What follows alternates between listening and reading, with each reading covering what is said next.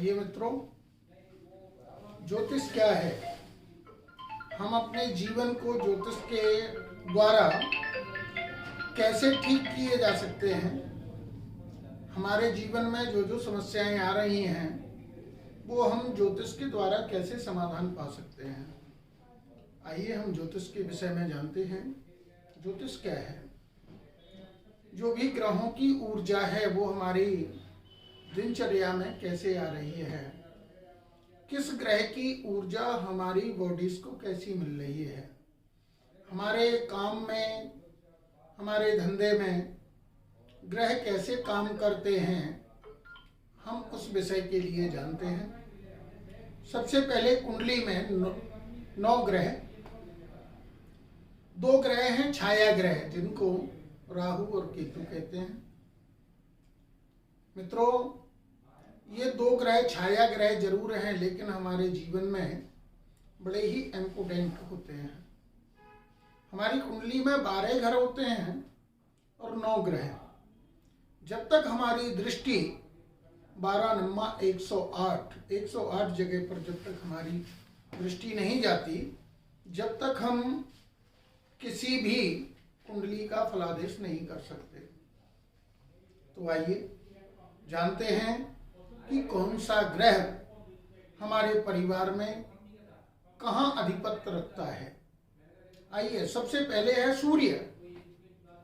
सूर्य सारे ग्रहों का राजा कहलाता है, अधिपत्य रखता है। दूसरी बात, सूर्य यदि हम अपने रिलेटिवों में देखें तो सूर्य है पिता। चंद्रमा हमारे रिलेशन में किसके ऊपर अधिपत्य रखता है? चंद्रमा है मां। तीसरा ग्रह मंगल हमारे रिलेटिवों में, रिश्तेदारों में भाई के रूप में होता है, पुत्र के रूप में होता है। बुध बुआ बहन के रूप में माना जाता है। गुरु हमारे दादाजी, हमारे परिवार स्वजन के रूप में काम करता है। शुक्र पत्नी के लिए पति और पति के लिए पत्नी का रूप होता है। शनि चाचा जी से अधिपत्य रखता है। राहु ससुराल पक्ष कहलाता है और केतु ननिहाल पक्ष। यदि कोई भी ग्रह अच्छा बैठा है या स्वाग्रहीय बैठा है या मित्र घर में बैठा है तो वह अच्छा फल देता है। और यदि कोई ग्रह अशुभ बैठा है, नीच घर में बैठा है, शत्रु घर में बैठा है तो वह हमारे रिलेशन में, मान लीजिए हमारा सूर्य खराब बैठा है तो हमारे पिता से रिलेशन अच्छे नहीं होंगे, हमारी पिता से खटपट होना शुरू हो जाएगी, पिता का हमें सपोर्ट नहीं मिलेगा। यदि चंद्रमा गड़बड़ होता है, चंद्रमा नीच का बैठा है, चंद्रमा चौथा 8वां 12वां बैठा हुआ है, शत्रु क्षेत्रीय बैठा हुआ है तो वो हमारी मां से हमारे संबंधों को अप डाउन करता है। ऐसे ही मंगल, यदि मंगल अप डाउन बैठा है, चौथा 8वां 12वां बैठा है, नीच का बैठा हुआ है, शत्रु क्षेत्रीय बैठा हुआ है तो वो कहीं ना कहीं हमारे भाइयों से हमारा बिगाड़ कराएगा ही कराएगा। यदि बुध गड़बड़ बैठा हुआ है, नीच का बैठा हुआ है, चौथा 8वां 12वां बैठा हुआ है तो ये हमारी बुआ बहन से अच्छे संबंध नहीं रखने वाला।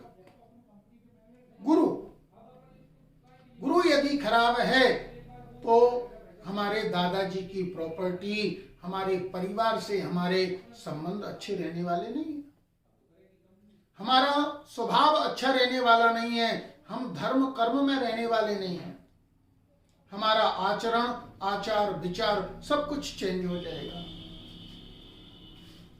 अब आता है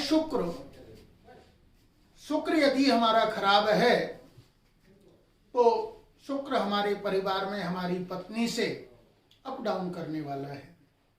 शुक्र हमारे यदि खराब बैठा है, शत्रु क्षेत्रीय बैठा है तो हमारे पति पत्नी में आपसी झगड़ा, आपसी तनाव, और ये शुक्र यहां तक ले जाता है कि संबंध विच्छेद तक ले जाता है।